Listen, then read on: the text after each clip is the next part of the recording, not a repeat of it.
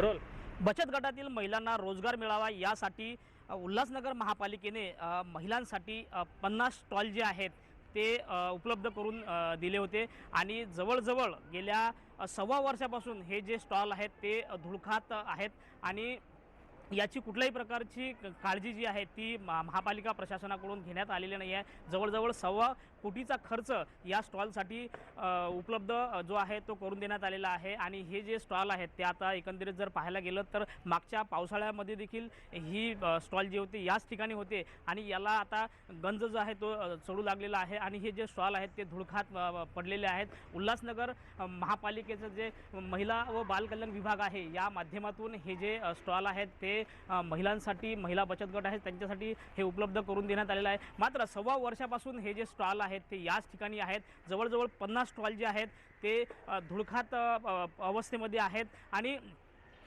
यापूर्वी देखील महिलांनी महापालिकेच्या ज्या आयुक्त आहेत मनीषा आवाडे यांच्या विरोधामध्ये या स्टॉलसाठी आंदोलनं जे आहेत ती केली होती आणि तेव्हा देखील सांगितलं होतं की ही जे स्टॉल आहेत ते महिला बचत गटाला दिला जाणार। मात्र आता प्रशासकीय राजवट तेव्हा होती, आता मात्र महापालिकेमध्ये महापौर यांची म्हणजे महापौर बसलेला आहे आणि अद्यापही ही स्टॉल जे आहेत ते महिला बचत गटांना देण्यात आलेले नाही आहेत आणि गंजलेल्या स्वरूपामध्ये आता हे स्टॉल जे आहेत ते आपल्याला पाहायला मिळत आहेत। महापालिका प्रशासनावरती सर्व स्तरातून या प्रशासनावरती टीका जी आहे ते या माध्यमातून होताना आपल्याला दिसत आहे। किरण तेलगोटे, लोकशाही मराठी, उल्हासनगर।